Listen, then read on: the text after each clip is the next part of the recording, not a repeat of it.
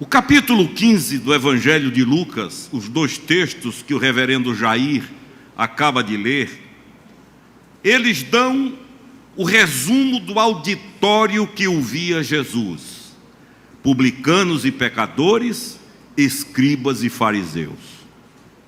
De um lado, o que havia de pior do ponto de vista da religiosidade judaica: publicanos que eram coletores de impostos, corruptos, muitos deles, e que além de arrancarem o que não podiam da população, remetiam para Roma, a superpotência invasora, de modo que se alguém quisesse ser odiado ou rejeitado, ou tido como alguém irrecuperável, fosse publicano. E pecadores, que abarca o termo tudo o que se pode imaginar em termos de transgressão. E no outro lado do auditório, os escribas, doutores da lei, e os fariseus, membros da seita mais autopreservada da história de Israel, membros da seita que mais julgava, que mais condenava, que mais perseguia, que em nome de Deus matava, membros de um grupo que estava firmado em ritos, cerimônias e regras, ainda que a vida humana fosse esmagada. O pastor Tim Keller, da Igreja Presbiteriana do Redentor em Nova York, possivelmente uma das igrejas que mais crescem no mundo nos dias atuais, tivemos o privilégio de conhecê-la há alguns anos, ele diz que este não foi apenas o auditório daquele dia, este é o auditório de Jesus até o dia de hoje. Ele diz que este auditório repete-se na história, de que o resumo de todos os que ouvem o Senhor Jesus é este: publicanos e fariseus, publicanos e pecadores, religiosos, escribas e fariseus.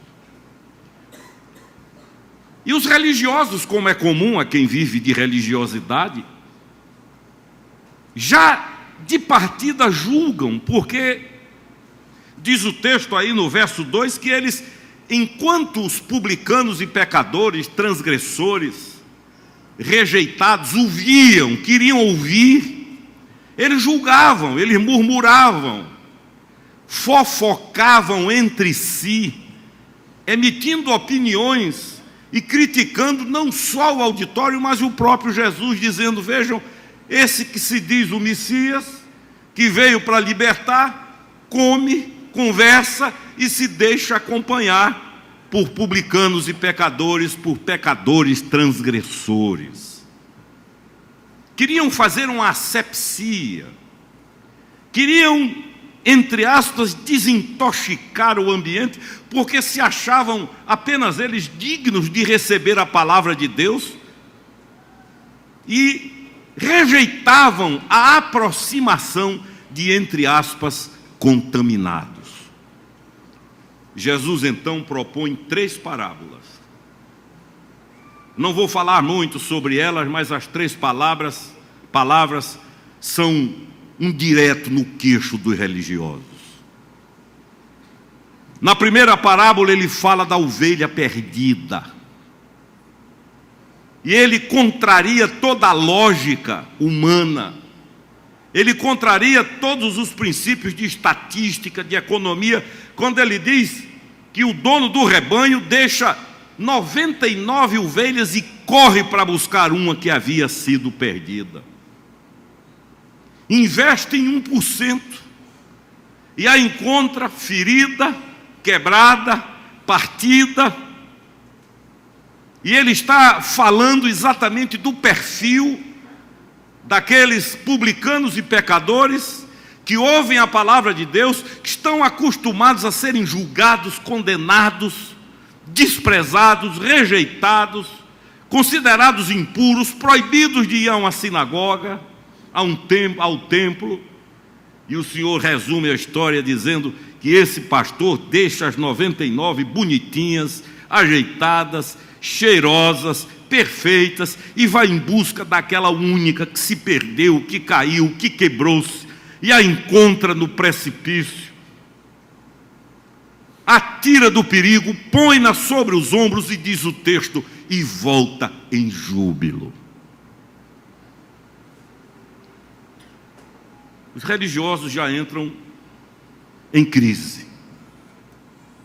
Porque a religião, ela peneira quem deve ser e quem não deve. A religião quer transformar, e seja ela uma religiosidade evangélica, católica, de qualquer tipo, de qualquer naipe, ela trabalha com cosméticos para que o indivíduo por fora pareça bom, ainda que a podridão esteja dentro. E os fariseus se chocam. Aí Jesus conta a segunda parábola de uma senhora pobre, paupérrima, que perdeu uma dracma, moeda grega que até hoje existe, que era a mais desvalorizada daqueles dias, e diz a Bíblia que o Senhor conta para aquela turma que essa mulher então começa a catar, a procurar essa dracma, essa moeda absolutamente desvalorizada, e quando a encontra, para choque, diz que ela deu uma festa. Chamou as vizinhas, as amigas, celebrou, ficou alegre, porque achou uma dracma. Vamos usar a nossa moeda, achou 1 centavo. A coisa mais difícil de você encontrar na bolsa de alguém é 1 centavo. Eu acho que gastam mais para fazer a moeda do que ela vale. E a Bíblia diz que essa mulher celebra, vibra. Agora não foi no queixo, foi no fígado dos fariseus. Aí Jesus conta a terceira. Eles já estão chocados, abalados, quem sabe nauseados. Aí Jesus conta a história de um pai que tem 2 filhos. Um extremamente comportado, um manequim moral, daqueles que poderiam desfilar em qualquer passarela de hipocrisia da vida, reto, aparentemente falando, e o outro filho, para usar um termo que a meninada hoje usa muito, da pá virada.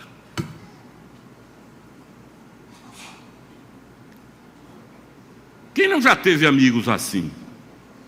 Ou até quem já não foi assim? E diz a Bíblia que esse menino um dia resolve ir embora, bota o pé no mundo, começa a achar o ambiente de casa muito rotineiro, enfadonho, coração tem apetites. Ele olha para casa, olha para o mundo e diz: a vida está lá, aqui está muito arrumadinho, aqui é tudo muito certinho. Pede ao pai a parte que ele cabe, bota o pé na estrada e vai embora sem destino. Como diria Caetano Veloso, sem lenço e sem documento. Arruma amigos, que na verdade são amigos do que ele tem, não amigos dele. Promove só Deus sabe o quê. Vira o mundo de cabeça para baixo. Transgride para valer. Destrói, dilapida o que era direito seu. E quando as coisas começam a ficar ruins, o dinheiro começa a sumir, os amigos também começam a sumir, e de repente ele vê-se sozinho, abandonado, solitário, longe de casa, num chiqueiro de porcos, suplicando para comer das bolotas da lavagem que os porcos comiam. E ninguém, diz o texto, ninguém lhe dava nada. É nesta hora que ele cai em si, diz o Caio, que foi a maior queda da vida, foi a queda para cima, diz ele. Ele cai em si, a ficha cai, e ele lembra e diz: quantos trabalhadores do meu pai têm comida com fartura, vivem bem, e eu aqui, levantar-me-ei, irei ter com meu pai, e lhe direi: pai, pequei contra o céu e diante de ti, já não sou digno de ser chamado teu filho, trata-me apenas como um dos teus jornaleiros. Nada com jornal. Jornaleiro era quem vivia de jornada diária. Seria o diarista, a diarista de hoje. E ele vem. E diz a Bíblia que ele vem ainda longe, quando o pai sai. E diz o Tim Keller que toda a história de salvação é esta: Deus saindo para ir buscar. Ninguém chegou ao reino de Deus sem que Deus não tivesse botado o pé para fora para ir buscar. E quando ele aparece na curva, o encontro vai se dar, é a expectativa, a tensão. O que será que eu vou ouvir? Como é que eu vou ser tratado depois do que eu aprontei? Depois do que eu fiz? Depois de tudo o que aconteceu? E diz a Bíblia que o pai corre ao seu encontro, dispara ao seu encontro, abraça, cobre de beijos. Um moço que vem imundo, empoeirado, mal cheiroso, vem de um chiqueiro, de comer bolotas, é beijado, é recebido. E eu fico pensando, se hoje a nossa atitude é essa, se fosse hoje, possivelmente, para entrar numa igreja, ele teria que tomar um banho, trocar de roupa, botar um perfume para ser beijado, e olhe lá.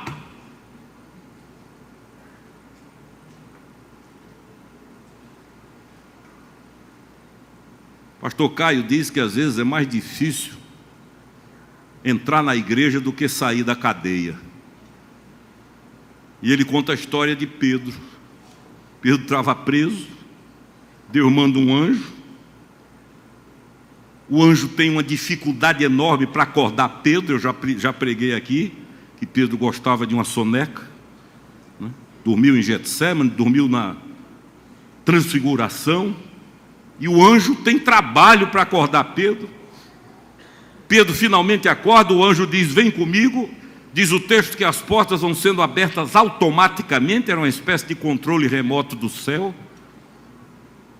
E aí Pedro vai para a casa de Maria, mãe de Marcos, o evangelista, onde a igreja está reunida, orando para Deus libertar Pedro. A reunião de oração é para isso. Pedro bate, a porta, a criada sai. É Pedro? Sim, sou eu, diga lá que sou eu. Ela bate a porta na cara de Pedro, vai lá dentro e comunica: é Pedro que está aí. E os irmãos não acreditam.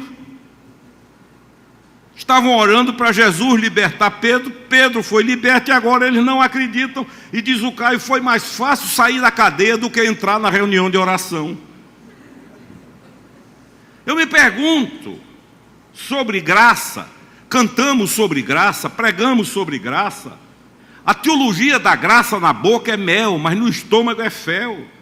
Quando se trata de receber o rejeitado, o imundo, o sujo, o desprezado, o destruído, ele é recebido logo com um conjunto de pode, não pode, faz, não faz, toca, não toca, quando o que ele precisa é ser desatado, desamarrado, deixado livre, para que respire e conheça Jesus na sua vida. Agora, a ironia que desmontou os fariseus foi essa aqui. Você tem 2 filhos, põe no mesmo colégio, chega no fim do ano, pede o boletim, que é uma luta para a gente conseguir.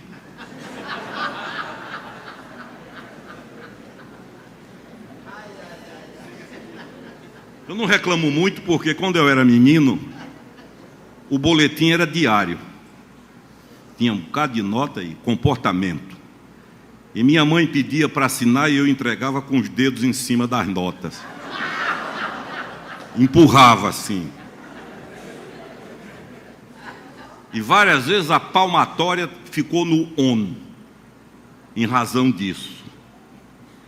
Você tem 2 filhos, chega no mês de dezembro, você pega os 2 boletins, um está azul, só nota. O cara deu um banho. Aí você pega o outro, educado do mesmo jeito, nas mesmas condições, no mesmo colégio, parece o boletim do Corpo de Bombeiros.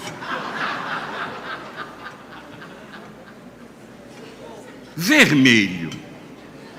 E você tinha posto no coração uma decisão: eu vou premiar o melhor ou eu vou premiar com uma viagem à Disney, por exemplo. Fala com o Rubinho, prepara tudo. A família se reúne, ali está o do boletim azul. E do lado, o cara. Aí, para surpresa de todos, você resolve premiar o pior. Aí diz, é esse. Me permitam a expressão, bem do interior da Paraíba, foi caco de religioso para todo lado. Jesus simplesmente explodiu os cântaros da religiosidade. Por quê? Na primeira, ele diz que o indivíduo deixa 99% do patrimônio para ir buscar um louco. Na segunda, uma mulher dá uma festa de arromba porque achou um centavo. E na terceira, o que devia ser premiado não foi, e o que deveria ser rejeitado e recebido punições foi premiado. Será que isso é a apologia do erro? Não. Ele está tentando meter na cabeça de religiosos que o reino de Deus não é formado por merecedores, mas por atingidos pela graça, pelo favor imerecido.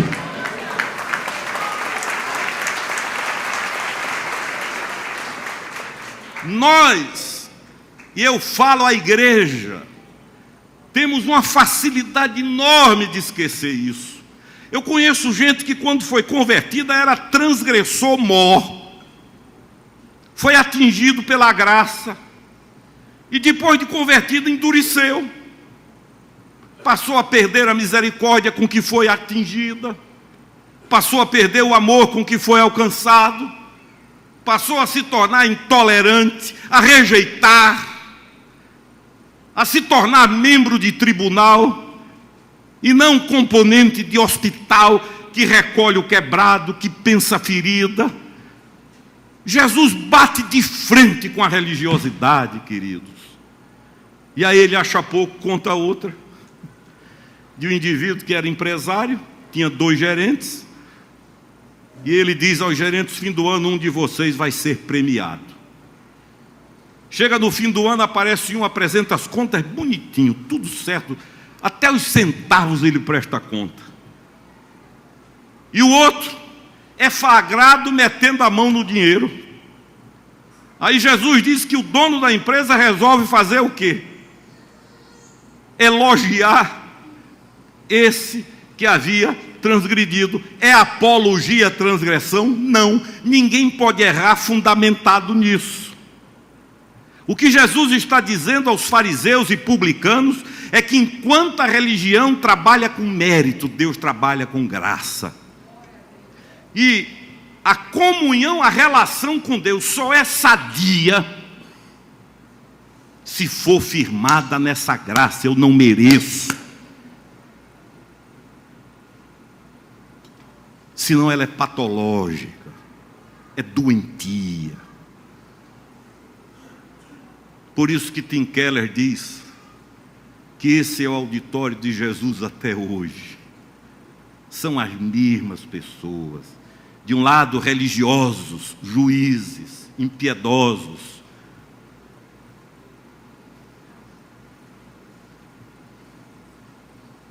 A graça do acolhimento. Por isso que publicanos e pecadores iam com ele. Eram acolhidos, recebidos, não julgados, curados e transformados. Alguns meses atrás, no Concílio Masculino da Trindade, apareceu um jovem, filho de um líder de uma igreja, travesti. Chegou lá com calças justas, um sutiã vermelho, chocando. Alguns irmãos ficaram tontos e queriam mandar o rapaz embora. Dom Paulo disse, o lugar dele é aqui. Como fez com muitos outros.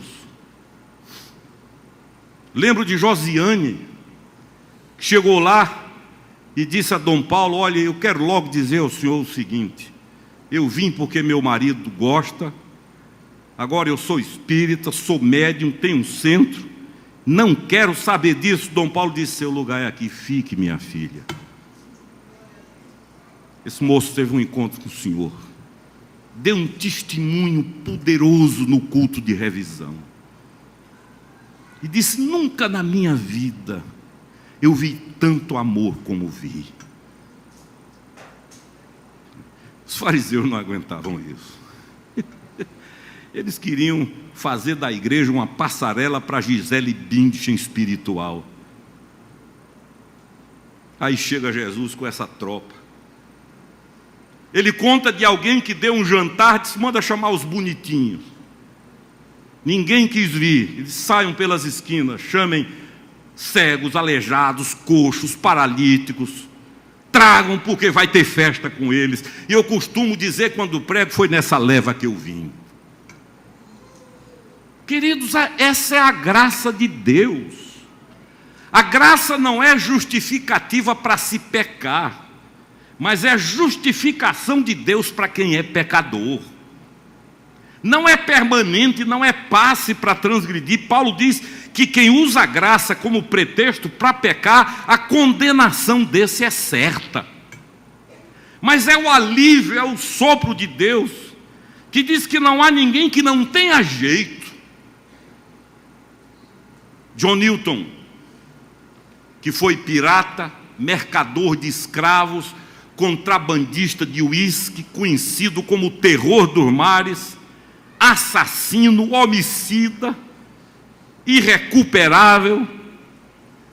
A Inglaterra o perseguiu pelos mares do mundo e nunca conseguiu pegar. Esse homem teve um encontro com Jesus, nasceu de novo, compôs a música que é mais cantada nos Estados Unidos até hoje, só é menos cantada do que o hino nacional.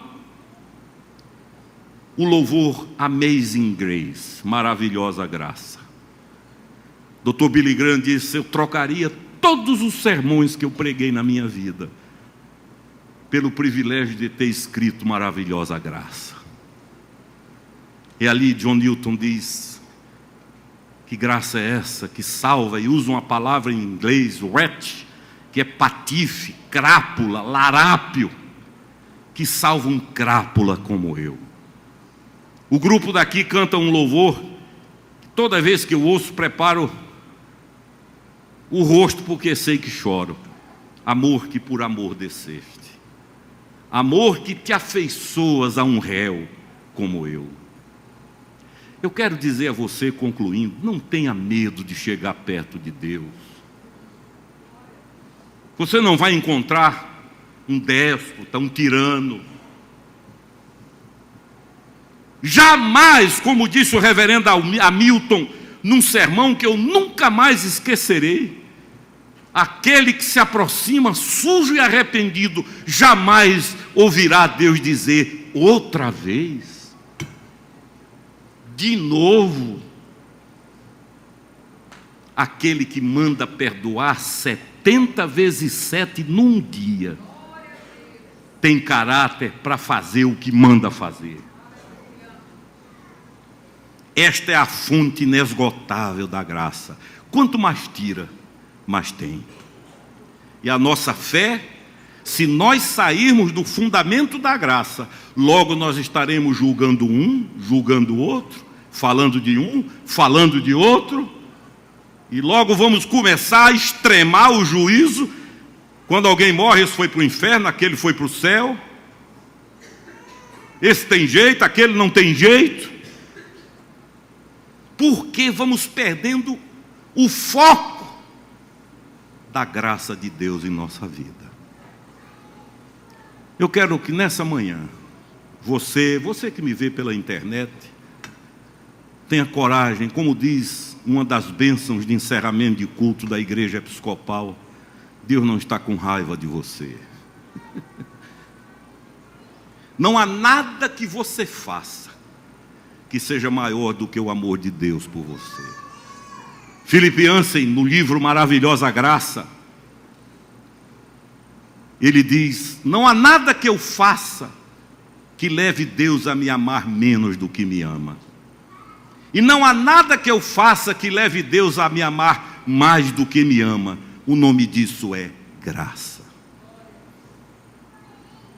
Eu me vigio muito porque a natureza humana é muito tendente a fugir da graça de Deus, a querer apresentar folha corrida, prestar serviços. O crédito que nós temos diante de Deus é aquela cruz que se ergueu entre nós e Ele. E toda a ira que deveria cair sobre nós, caiu sobre Ele. E por isso, diz Paulo, pela graça sois salvos mediante a fé. E isso não vem de vós, é dom de Deus. Não vem das obras para que ninguém se glorie. Está escrito. É por isso que quem não conhece Jesus caminha 800 quilômetros para Santiago de Compostela, sobe 365 degraus de joelho, vai para Meca, cortar o corpo, chicotear-se, na tentativa de pagar o impagável que já foi pago por Jesus.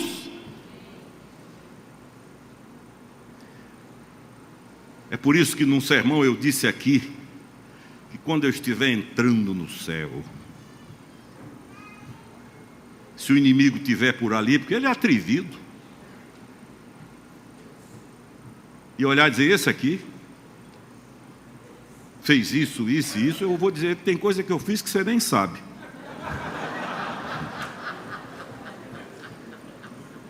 Eu vou olhar para a cara dele, como eu disse aqui, vou dar-lhe uma rabisaca. Sabe o que é rabisaca, né? Quando a gente era rapaz, meu tempo, e quase o de Técio já, está perto. Você queria namorar uma menina, ia chegando, era uma luta. E a moça, se quisesse, ela dava um sinal que queria. Se não quisesse, ela fazia. Quando ela fazia, ó, perna para que te quero. Nós vamos entrar no céu dando rabisaca para o diabo.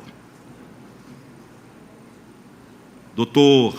Moody, Dwight Lyman Moody, um sapateiro que, segundo se escreve, foi o homem que levou mais almas a Jesus em 20 séculos de história, depois do apóstolo Paulo. Ele pregou numa cidade chamada Sodoma, no interior do estado de Illinois, e foi um avivamento tão grande que a cidade mudou de nome para Betesda, Casa da Misericórdia. E ele conta que enquanto pregava, entrou um indivíduo com um rifle na mão, botou o rifle na mesa e disse, pregador, com esse rifle eu tirei vidas, tem jeito para mim? E Moody disse, o sangue de Jesus nos purifica de todo o pecado. E o homem tirou uma faca da cintura, jogou sobre a mesa e disse, pregador, ele era conhecido na cidade, a igreja ficou tensa. Com esta faca eu assassinei, eu ceifei vidas, destruí famílias, fiz emboscadas, tem jeito para mim? Moody disse, o sangue de Jesus nos purifica de todo o pecado. Por isso, não tenha medo, viva solto, livre. Procure uma vida de santidade, mas não tenha ilusão que você vai deixar de transgredir, porque somos assim. Há um empeno no chassi, mas todas as vezes que nós erramos, involuntariamente ou acidentalmente, somos justificados pela graça de Deus. Eu gostaria de fazer um convite, porque eu sei que Freud tinha razão quando disse que o problema básico do ser humano é a culpa. É uma das armas mais perigosas do diabo, a culpa, o medo, a acusação, você vai ser descoberto, vão lhe pegar. E vai criando uma situação de estresse que muitos tiram a própria vida, esmagados pela culpa. Quero lhe convidar nessa manhã, dizendo o seguinte, queridos, a você: não há nada que você faça que Deus já não saiba.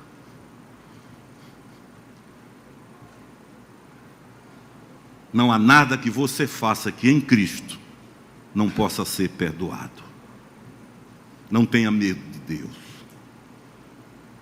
Deus não é essa divindade nariguda de chifres, de olhos de fogo.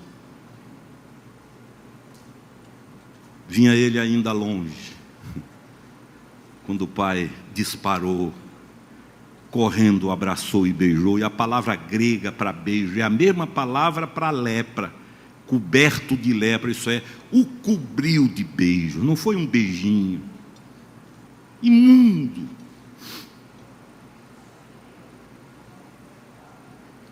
E o mesmo texto, na língua original, diz que havia um soluço que vinha das entranhas, de dentro. E o menino quis se explicar e o pai disse: para, tragam um anel, tragam a roupa, tragam as sandálias. Matem o bezerro cevado. Hoje a festa tem hora para começar, mas não tem hora para acabar, porque este meu filho estava perdido e foi achado, estava morto e reviveu. Não botou de quarentena, fica aí 6 meses para a gente lhe acompanhar.